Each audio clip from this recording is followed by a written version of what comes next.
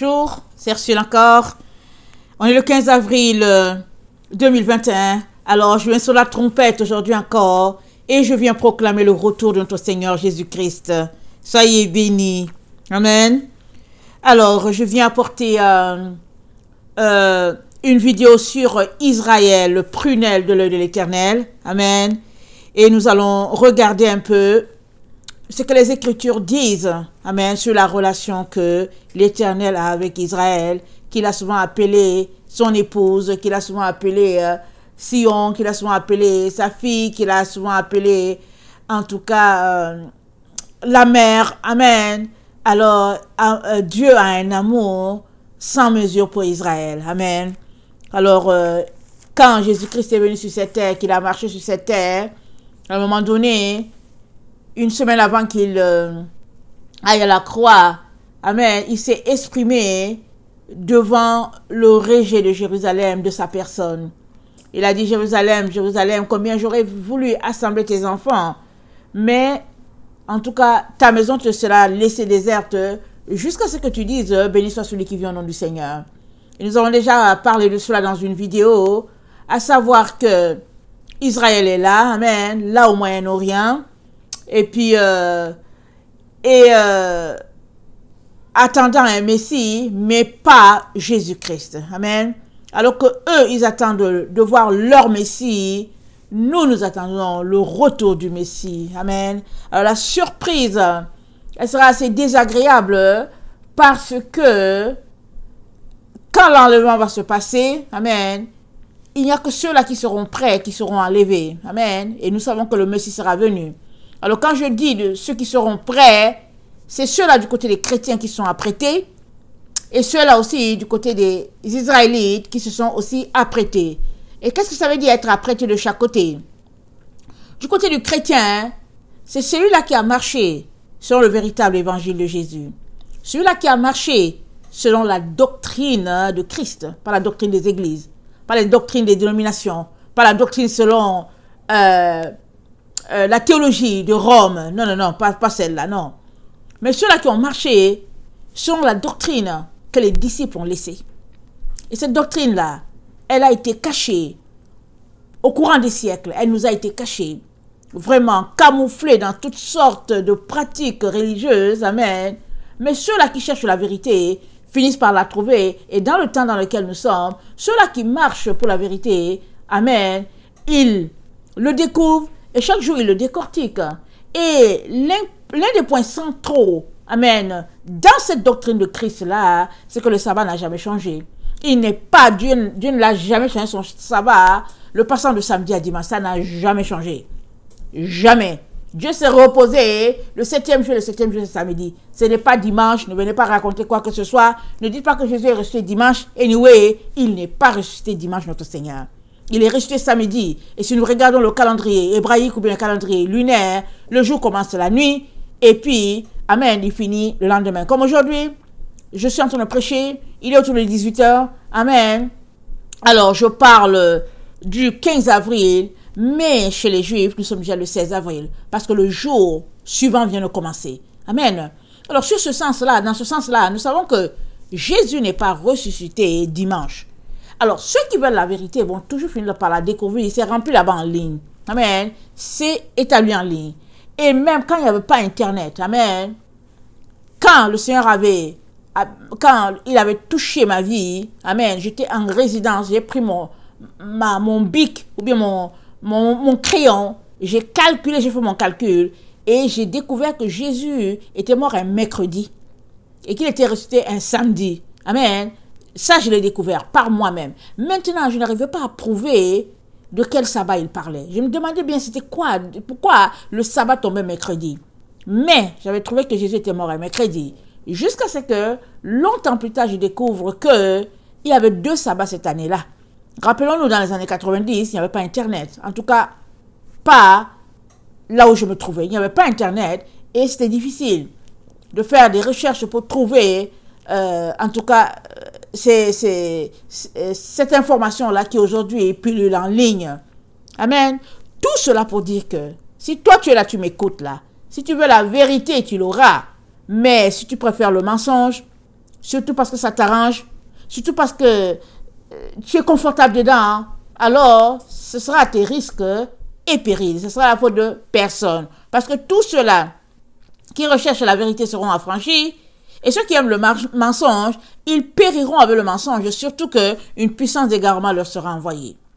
Il est donc très important de venir devant Dieu, le supplier, se repentir et chercher où se trouve la vérité, s'assurer que nous-mêmes, on n'est pas dans le mensonge. Et une fois qu'on se rend compte que on est dans l'erreur, venons demander pardon et puis remettons les choses sur les rails.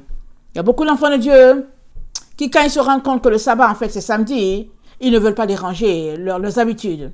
Les samedis, ils sont habitués à aller faire du sport, ils sont habitués à aller faire des courses, ils sont habitués à passer du temps à la maison ensemble, et puis ils ne veulent pas changer les choses. Ils se disent, bon, blanc bonnet, bonnet blanc, samedi ou dimanche, c'est la même chose, disent-ils. Mais hélas, c'est pas la même chose. La différence, c'est que le samedi, Dieu se reposait et il a dit c'est une alliance, c'est un signe entre ses enfants et lui. Ézéchiel 20, verset 20. Alors, tu veux marcher selon le Seigneur, tu marcheras. Mais si tu veux aussi marcher selon les hommes, évidemment, tu marcheras selon les hommes, mais tu ne te plaindras pas. Quand, amen, ceux-là qui appartiennent au Seigneur seront mis en sécurité à ce grand jour qu'il prépare, comme il a dit, ils seront à moi.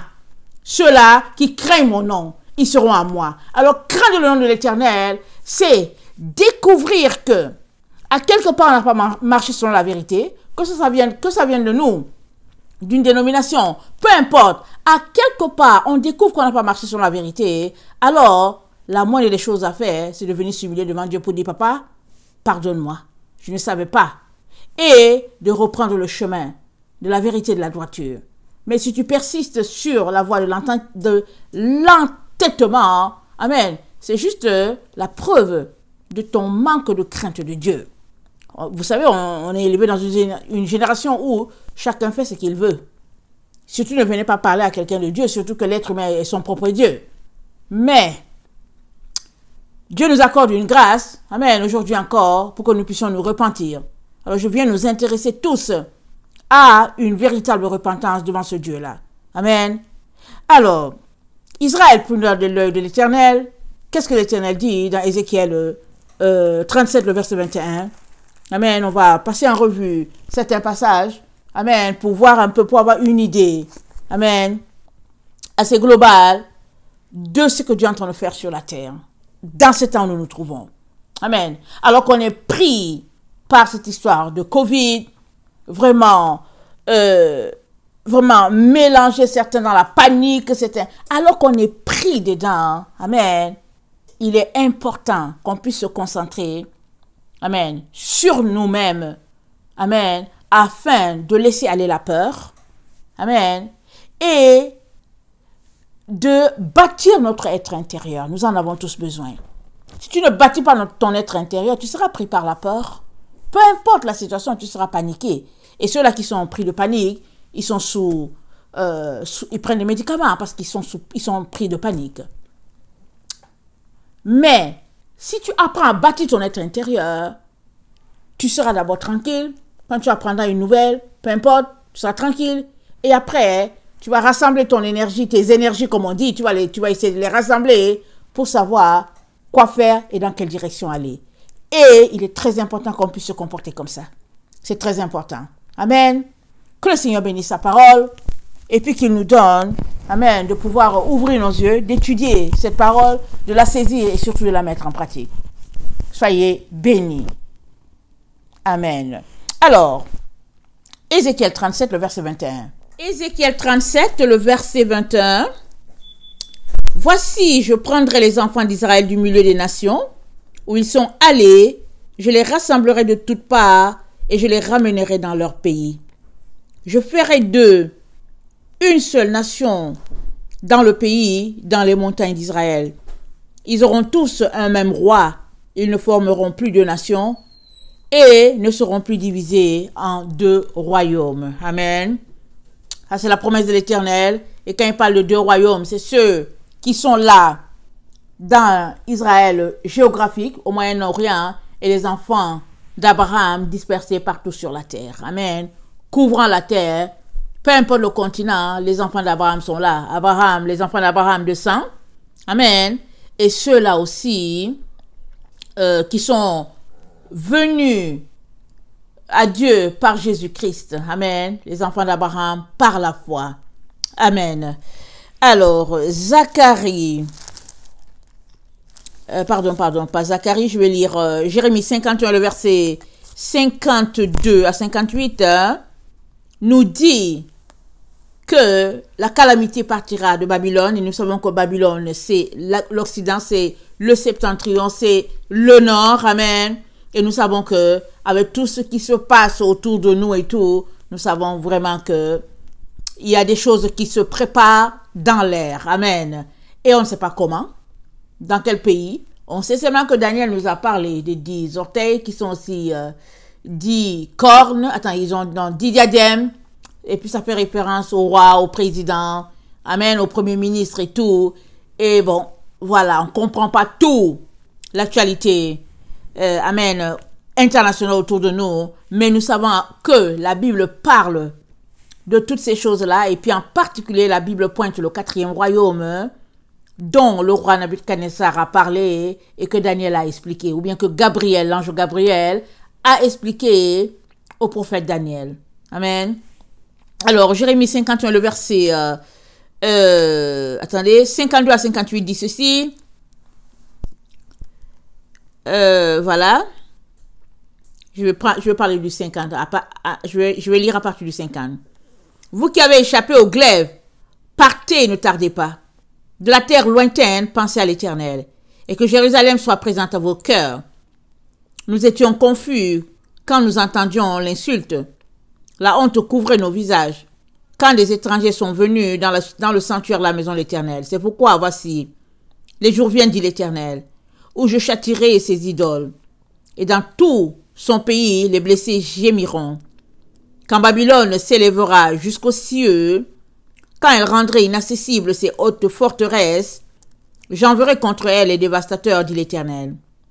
Des cris s'échappent de Babylone, et le désastre est grand dans le pays des Chaldéens. Car l'Éternel ravage Babylone. Il en fait cesser les cris retentissants. Les flots des dévastateurs mugissent comme des grandes eaux, dont le bruit tumultueux se fait entendre. Oui, les dévastateurs font sur elle, sur Babylone. Les guerriers de Babylone sont pris, leurs arcs sont brisés, car l'Éternel est un Dieu qui rend à chacun selon ses œuvres, qui paie à chacun son salaire. J'enivrerai ses princes et ses sages, ses gouverneurs et ses chefs et ses guerriers. Ils s'endormiront d'un sommeil éternel, ne se réveilleront plus, dit le roi, dont l'Éternel des armées est le nom. Ainsi parle l'Éternel des armées. Les larges murailles de Babylone seront renversées. Ses hautes portes seront brûlées par le feu. Ainsi les peuples auront travaillé en vain. Les nations se seront fatiguées pour le feu. Amen. Alors nous savons que Babylone, ça a commencé en Irak, avec le roi Nabuchodonosor. Et aujourd'hui, l'esprit de Babylone a infecté toute la terre. Amen. Aujourd'hui, toute la terre est le symbole de Babylone contre, amen, l'Éternel qui a sa loi inscrit dans nos cœurs. Amen. Les enfants de Dieu, ceux-là qui ont opté la voie que notre Seigneur a indiquée par Jésus-Christ, ceux-là, ils marchent avec une loi contraire sur cette terre. Amen. Et Dieu dit donc que les murailles de Jéricho, les murailles de Babylone vont s'écrouler. Alors on peut penser que ça peut être un écroulement comme un château de cartes, là, un château de sable, là, en un instant. Mais Dieu fait les choses graduellement. Alors si on regarde déjà, avec ce qui se passe avec le Covid, on voit déjà comment l'économie de la Terre a pris un coup. Et on sait aussi que le système monétaire, en tout cas, il est assez faible. Et puis les prédictions disent que c'est sur le point de s'écrouler. Et on ne sait pas comment Dieu fait les choses parce que lui, il est le sage, amen, et qui gère le monde. Quand bien même on a l'impression que la main de l'Éternel n'est pas là, sa main est toujours là, en train de gérer, en train de conduire les nations, afin de faire venir son plan à lui. Souvent les nations, amen, ils se disent qu'ils se battent contre l'Éternel, mais Dieu, amen, il permet tout cela parce qu'il a un jour de vengeance dans son cœur, tel que c'est dit dans Ésaïe 63. Amen.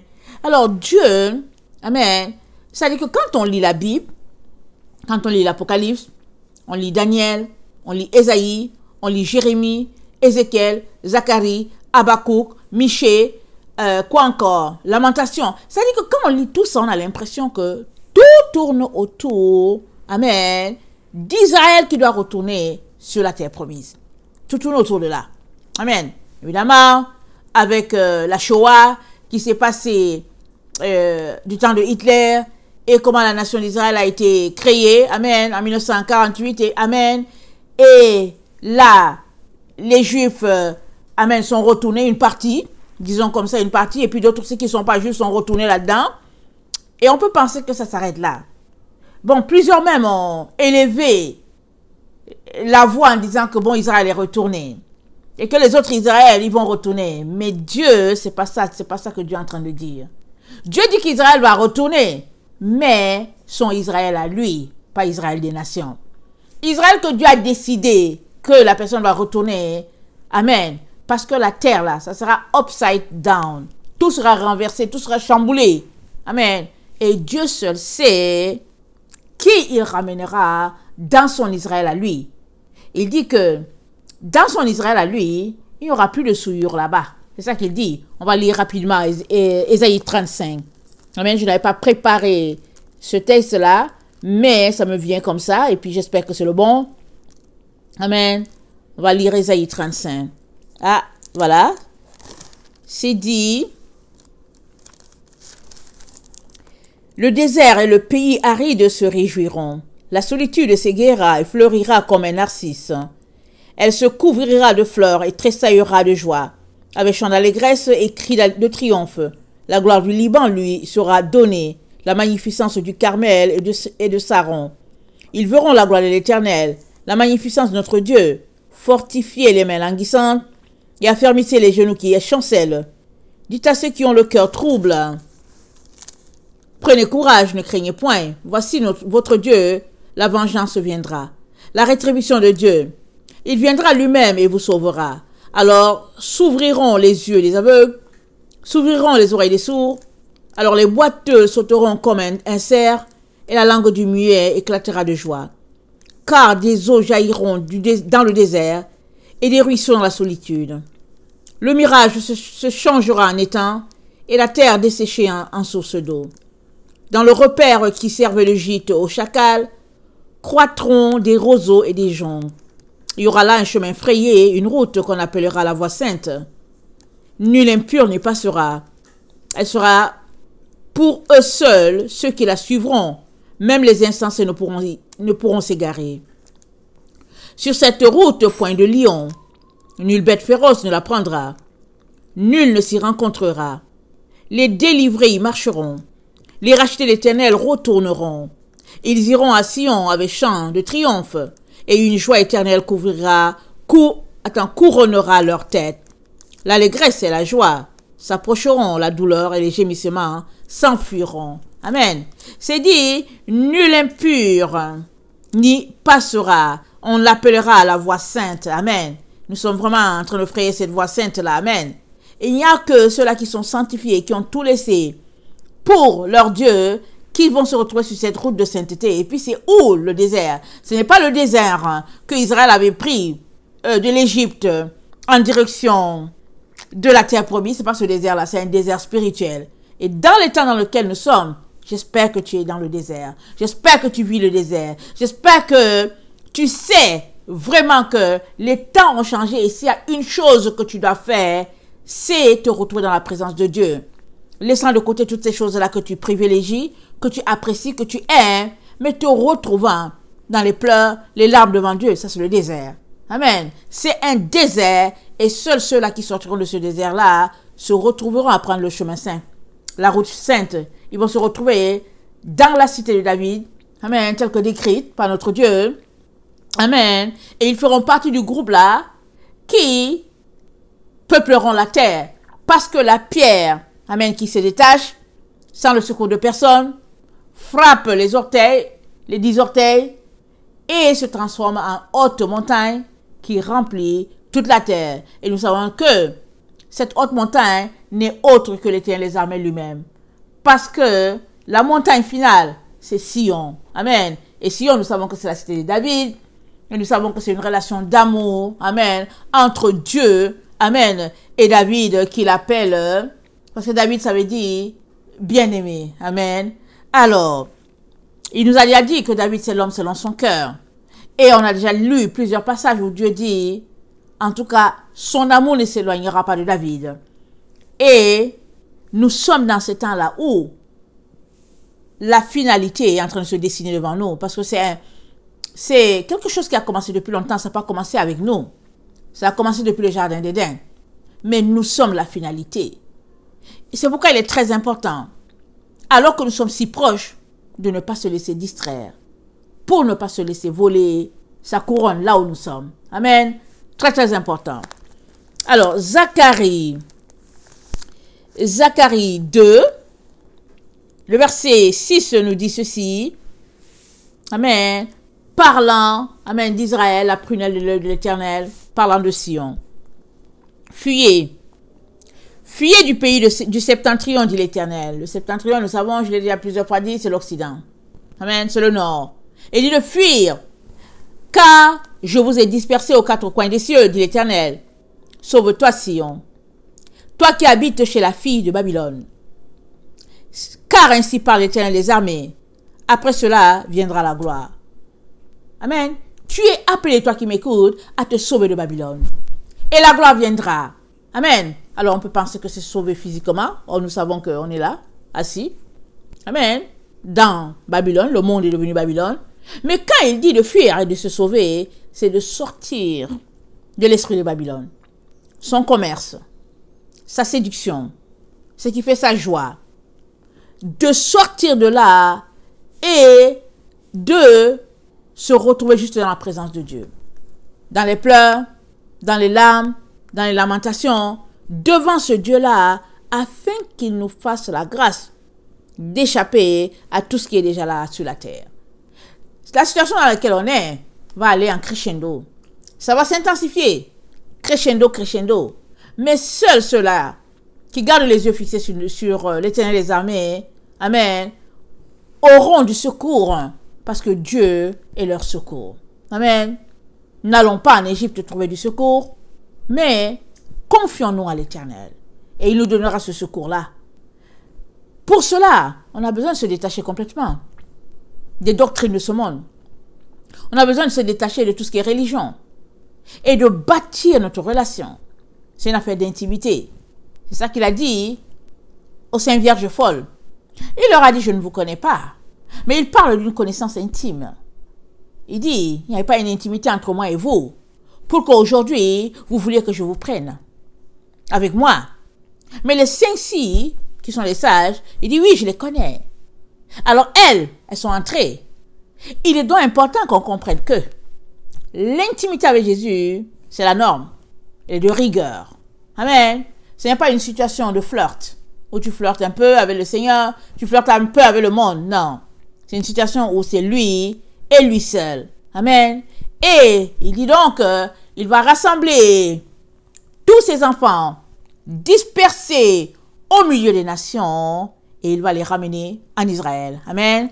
Et nous avons déjà vu dans Michée, excusez-moi,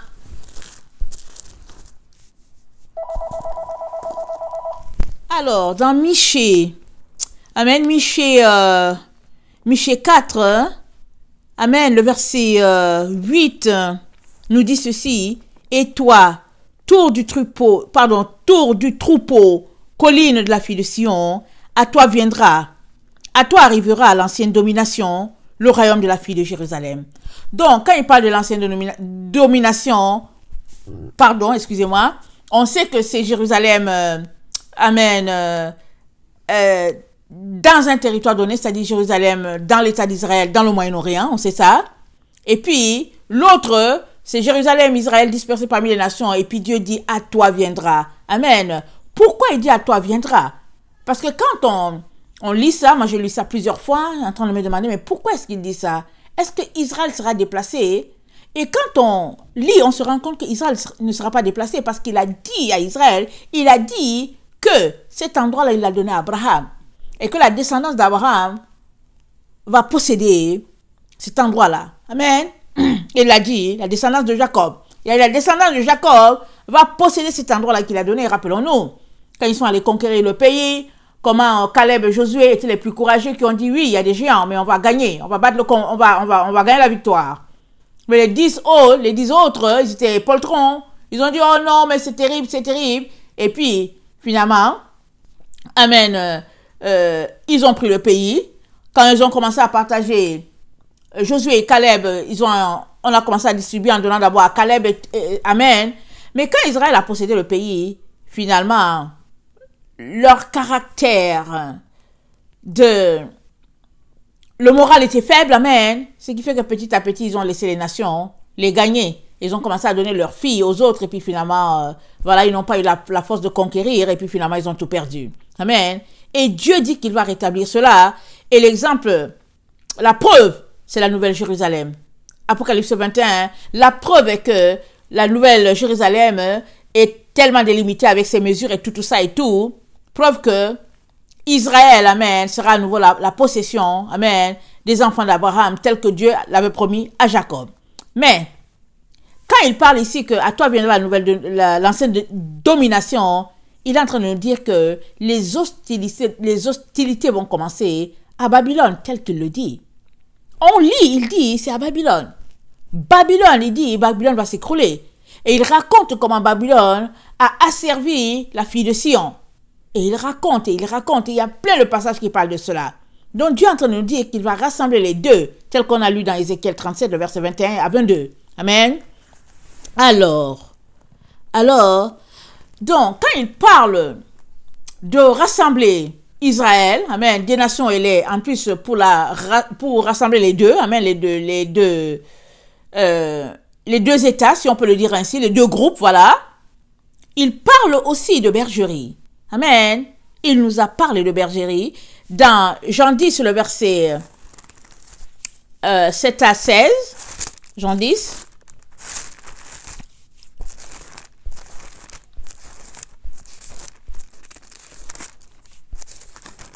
Il dit, Jésus leur dit encore, en vérité, je vous le dis, je suis la porte des brebis. Tous ceux qui sont venus avant moi sont des voleurs et des brigands, mais les brebis ne les ont point écoutés. Je suis la porte. Si quelqu'un entre par moi, il sera sauvé, il entrera, et il sortira, et il trouvera des pâturages. Le voleur ne vient que pour dérober, égorger et détruire. Moi, je suis venu afin que les brebis aient la vie et qu'elles soient dans l'abondance. Je suis le bon berger. Le bon berger donne sa vie pour ses brebis. Ça, c'est le verset 11, je saute. Le verset 15. J'ai encore d'autres brebis qui ne sont pas de cette bergerie. Celles-là, il faut que je les amène. Elles entendront ma voix. Il y aura un seul troupeau, un seul berger. Amen. Jésus, notre berger. Il y aura un seul troupeau, il n'y aura pas deux. Amen. Et rappelons-nous, quand Dieu parlait à Ézéchiel, amen, à Ézéchiel 37, il lui a dit, fils de l'homme, qu'est-ce qu'il y a dans ta main? Le bois qu'il y a dans ta main. Il y avait deux bois. Ézéchiel avait deux bois. Il dit, prends les deux. Celui de la tribu, je pense, en tout cas, Ephraïm. Et, attendez, Ephraïm. Et puis, attendez, on va le lire, ok? On va le lire rapidement. Il ne faut pas que je dise quelque chose qui est faux. Alors, Ézéchiel 37. Ce sera juste ça, pas long. Ézéchiel 37. Il a dit, le verset 15, la parole de l'Éternel me fut adressée en ces mots. Et toi, fils de l'homme, prends une pièce de bois, écris dessus pour Juda et pour les enfants d'Israël, qui lui sont associés. Prends une autre pièce de bois, écris dessus pour Joseph, bois d'Éphraïm, et de toute la maison d'Israël qui lui est associée. Rapproche-les, l'une et l'autre, pour en former une seule pièce, en sorte qu'elle soit unie dans ta main. Et lorsque les enfants de ton peuple te diront, ne nous expliqueras-tu pas ce que cela signifie? Réponds-leur. Ainsi parle le Seigneur l'Éternel.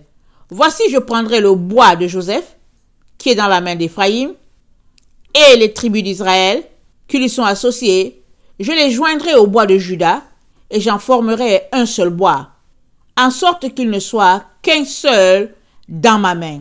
Amen. Dieu a déjà parlé et ça ne sera pas changé, la parole de l'Éternel. Et c'est ça qu'il est en train de faire dans les temps dans lesquels nous sommes. Alors souvent, les êtres humains peuvent être en train de se dire qu'ils sont en train de contrôler, qu'ils vont gérer le monde comme ils veulent. Mais non, non, non, non, non. Dieu règne, il n'a pas changé, il est toujours le même Dieu. Le créateur de tout l'univers, il est Dieu. Amen. Faisons-lui confiance, appuyons-nous sur sa parole, parce que dans les temps dans lesquels on est, amen, Dieu va défendre ses enfants. Amen. Alors,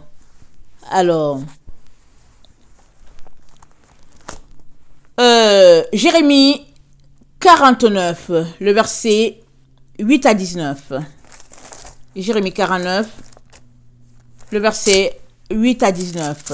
On a déjà lu, amen, on a déjà fait une vidéo, plusieurs même d'ailleurs, disant que la calamité partira de Bozra. Bozra, on sait que c'est une ville édomite. On ne sait pas où est Bozra. Dieu sait où est Bozra. Amen. Mais quand on lit la Bible, c'est pas précisé, on ne sait pas où est Bozra. Mais Dieu est en train de dire que dans la Babylone que le monde est devenu, il y a un endroit que lui il appelle Bozra. Et il dit que quand on lit, on comprend que les choses partiront de Bozra. Amen. Parce qu'il dit la ville de destruction. Il parle dans Ésaïe 19, le verset 19, Dieu parle de la ville de destruction. Donc les calamités partiront de Bozra. Amen. Et de Bozra donc, amen, on va voir tout ce qui va, comment Dieu, amen, va abattre ses ennemis, si on peut le dire ainsi. Amen. Alors souvent, quand on lit la parole de l'Éternel, on se dit, en tout cas, comment il va faire ça? Parce qu'on essaie de penser comme un être humain, on se dit, mais comment ça va se passer? Mais quand on essaie de voir ce Dieu-là, qui a mené les guerres pour Israël, qui a mené les combats pour Israël, on se rend compte que il a sa stratégie. Et quand Dieu parle, il parle d'abord spirituel. Amen. D'abord spirituel. Parce que la Bible dit, nous ne combattons pas contre la chair et le sang. Non, non, c'est pas dans nos émotions. C'est pas avec la pensée humaine. Mais nous combattons contre les principautés, les esprits méchants dans les lieux célestes. Donc c'est un combat spirituel. C'est un combat où nous sommes appelés à laisser les armes de l'ennemi et à prendre les armes de Dieu. Et quand on regarde les armes de l'ennemi, c'est la méchanceté, la colère et tout ce qui fait, tout ce qui représente Satan. Et les armes de Dieu, la bonté, l'amour, la tranquillité, la patience, amen, la joie, c'est ça qui représente, amen, notre Dieu. Alors, là où nous sommes, il y a déjà un combat intense sur la terre. Et chaque jour, ça va en crescendo. Deux groupes sont en train de se battre parce qu'il n'y a que deux groupes sur la terre. Il n'y a pas de droit, il y a deux.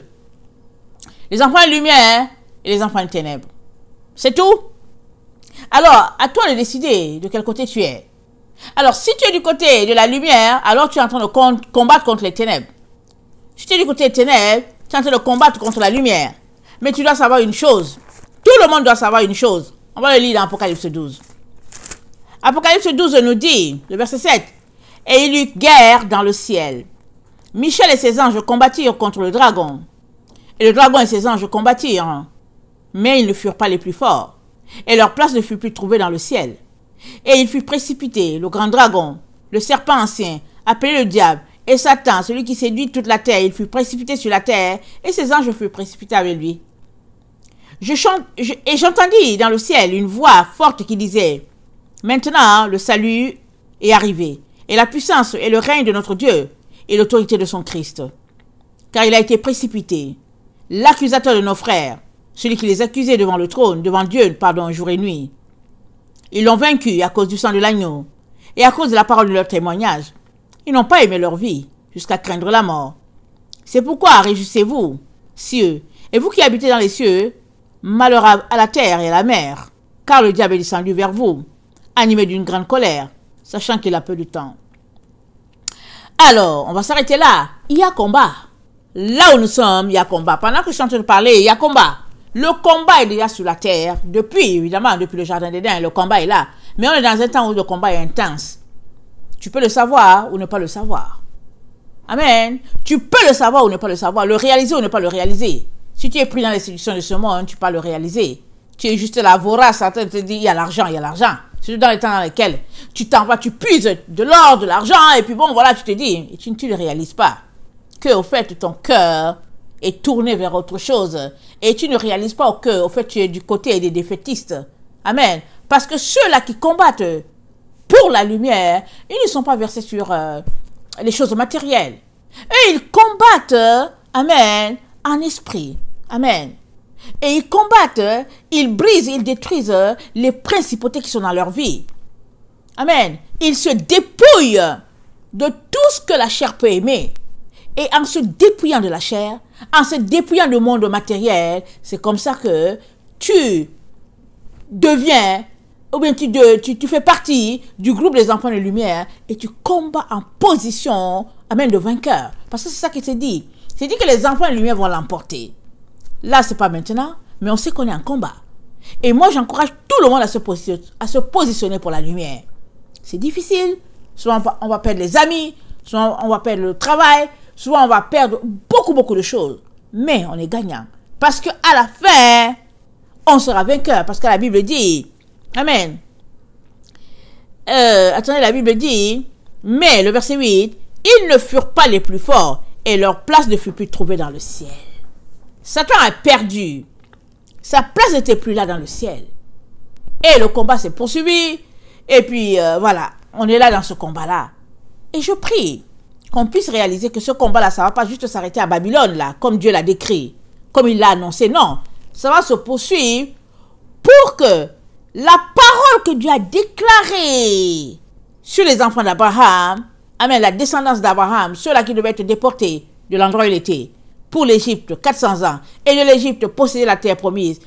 Cette promesse-là, amen, c'est elle qui doit se réaliser.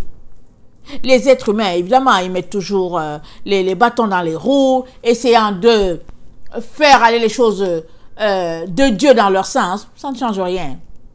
Quand Dieu se lève, la Bible dit, ses ennemis sont en déroute. Amen. Quand Dieu se lève, ses ennemis, la débandade. Amen. Et nous sommes dans le temps où il nous dit, Michel va se lever et va combattre pour les enfants d'Israël. Béni soit le nom de ce Dieu-là. Alors, Jérémie 49 nous dit, parlant des dons, il nous dit, ainsi par l'Éternel des armées, n'y a-t-il plus de sages dans Théman? Théman, c'est une autre ville d'Édom, c'est comme Bozra. Voilà. La prudence a-t-elle disparu chez les hommes intelligents? Leur sagesse est-elle évanouie? Fuyez, tournez le dos, retirez-vous dans les cavernes, habitants de dedans, car je fais venir le malheur sur Ésaü, le temps de son châtiment. Si des vendangeurs viennent chez toi, ne laissent-ils rien à grappiller? Si les voleurs viennent de nuit, ils ne dévastent pas ce qu'ils peuvent. Ils ne dévastent que ce qu'ils peuvent. Mais moi, je dépouillerai Ésaü. Je découvrirai ses retraites. Il ne pourra se cacher. Ses enfants, ses frères, ses voisins périront, il ne sera plus. Laisse les orphelins, je les ferai vivre, et que tes veuves se confient en moi. Car ainsi parle l'Éternel. Voici ceux qui ne devaient pas boire, la coupe la boiront. Et toi, tu resteras impuni? Tu ne resteras pas impuni, tu la boiras. Il parle à Ésaü. Car, je le jure par moi-même, dit l'Éternel, Bozra sera un objet de désolation. Encore la ville Bozra. D'opprobre, de dévastation, de malédiction. Et toutes les villes deviendront des ruines éternelles. J'ai appris de l'Éternel une nouvelle. Un messager a été envoyé parmi les nations. Assemblez-vous et marchez contre elles. Levez-vous pour la guerre, car voici, je te rendrai petit parmi les nations, méprisé parmi les hommes. Ta présomption, l'orgueil de ton cœur t'a égaré. Toi qui habites le creux des rochers et qui occupe le sommet des collines, quand tu placerais ton nid aussi haut que celui de l'aigle, je te précipiterai, dit l'Éternel. Édom sera un objet de désolation. Tous ceux qui passeront près de lui seront dans l'étonnement et siffleront sur toutes ses plaies, comme Sodome et Gomorrhe. Et les villes voisines qui furent détruites, dit l'Éternel, il ne sera plus habité. Il ne sera le séjour d'aucun homme. Voici tel un lion. Il monte des rives orgueilleuses du Jourdain. Contre la demeure forte, soudain j'en ferai fuir Édom, et j'établirai sur elle celui que j'ai choisi. Car qui est semblable à moi, qui me donnerait des ordres, et quel est le chef qui me résistera? Amen. Alors, Dieu a son plan, bien dans sa tête, bien déterminé. Amen. Et il sait quand et comment il va faire venir les choses. Et quand on comprend ça, amen, on réalise que il est très important de se retrouver du côté du Dieu vivant. Il est très très important de ne pas être pris pour l'ennemi de Dieu. Parce que si tu es pris pour l'ennemi de Dieu, tu périras. Amen. Parce que Dieu a un jour de vengeance dans son cœur et il sait exactement quand. Amen. Parce que la Bible parle toujours de ce grand jour de l'Éternel, le jour terrible de Dieu. On ne sait pas c'est quel jour. Mais la Bible, quand la Bible parle, tu te dis, waouh, ce sera terrible. Alors, Dieu a Dieu le dernier mot. Amen. Alors, Ézéchiel 36. Ézéchiel 36.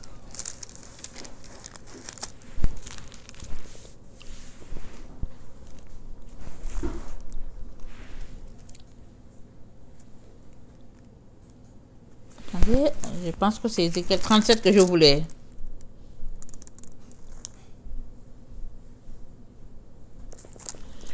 Ok, on va lire 36 de 1 à 11 et après on va lire 37, ok? Et toi, fils de l'homme, prophétise sur les montagnes d'Israël. Tu diras, montagne d'Israël, écoutez la parole de l'Éternel. Ainsi parle le Seigneur l'Éternel, parce que l'ennemi a dit sur vous, ces hauteurs éternelles sont devenues notre propriété. Prophétise et dis, ainsi parle le Seigneur l'Éternel. Oui, parce qu'on a voulu de toutes parts vous dévaster et vous engloutir, pour que vous soyez la propriété des autres nations. Parce que vous avez été l'objet des discours et des propos des peuples. Montagne d'Israël, écoutez la parole de l'Éternel, écoutez la parole du Seigneur de l'Éternel. Ainsi parle le Seigneur l'Éternel. Aux montagnes et aux collines, aux ruisseaux et aux vallées, aux ruines désertes et aux villes abandonnées, qui ont servi de proie et de risée aux autres nations d'alentour. Ainsi parle le Seigneur l'Éternel. Oui, dans le feu de ma jalousie, je parle contre les autres nations et contre Édom tout entier, qui se sont donné mon pays en propriété, avec toute la joie de leur cœur et de mépris de leur âme, afin d'en piller les produits. C'est pourquoi prophétise sur le pays d'Israël. Dis aux montagnes et aux collines, aux ruisseaux et aux vallées. Ainsi parle le Seigneur l'Éternel. Voici, je parle dans ma jalousie et dans ma fureur. Parce que vous portez l'ignominie des nations, c'est pourquoi ainsi parle le Seigneur l'Éternel. Je lève ma main. Ce sont les nations qui vous entourent qui porteront elles-mêmes leur ignominie. Et vous, montagnes d'Israël, vous pousserez vos rameaux et vous porterez vos fruits pour mon peuple d'Israël. Car ces choses sont près d'arriver. Voici, je vous serai favorable. Je me tournerai vers vous et vous serez cultivés et ensemencés. Je mettrai en vous les hommes en grand nombre, la maison d'Israël tout entière. Les villes seront habitées et l'on rebâtira sur les ruines. Je multiplierai sur vous les hommes et les animaux. Ils multiplieront et seront féconds. Je veux que vous soyez habités comme auparavant. Et je vous ferai plus de bien qu'autrefois. Et vous saurez que je suis l'Éternel. Amen. On va s'arrêter là pour un petit commentaire. Donc Dieu dit qu'Israël sera réhabité comme il l'a déterminé. Mais comment? Quand on s'arrête, on va se demander, mais comment? Parce que depuis qu'ils sont sortis, ils ont été déportés, plus d'une fois ils ont été déportés, mais comment il va faire cela? Comment on peut se poser la question? Mais n'oublions pas, Dieu est Dieu. Amen. Son nom, l'Éternel des armées célestes. Personne ne lui résiste. Même si on ne sait pas comment ça va arriver. Alors, comment il s'appelle? Ézéchiel a dit, ces choses sont sur le point d'arriver. Et nous savons qu'Ézéchiel a vécu avant la venue de Jésus. Alors, à combien plus forte raison sommes-nous si proches de ce temps-là? Où les choses vont se réaliser sous nos yeux. Spectacle extraordinaire, personne ne comprendra rien. Parce que Dieu, amen, dit, le ciel est mon trône. La terre mon marchepied, c'est ça qu'il dit. Alors quand on pense à ce Dieu-là, j'espère qu'on panique. J'espère qu'on fait tout pour mettre notre vie en règle avec lui. Parce qu'il est en train de nous dire quelque chose de très poignant ici. Amen. Il a un plan, notre Dieu. Quand il a mis Adam et Ève dans le jardin d'Éden, il avait déjà un plan. Et son plan continue de se réaliser. Quand bien même Satan est venu mettre les bâtons dans les roues, Dieu continue avec son plan. Craignons ce Dieu-là. Amen. Craignons-le. Et croyons en ce qu'il dit, qui est sur le point d'arriver. Amen. Alors, on va lire Ézéchiel 37. Amen. Le 1 à 14. Amen. La vision des ossements. Amen. Bon, la vidéo étant assez longue, amen, je vais m'arrêter là. et je vais vous reprendre dans la deuxième vidéo. Amen. Ainsi, on va lire Ézéchiel 37 dans la deuxième vidéo. On va la commencer en lisant Ézéchiel 37. Comme ça, on va diviser la vidéo en deux. Amen. Soyez bénis. Je vous aime beaucoup. Et Dieu davantage. Maranatha. Jésus revient. Amen et Amen.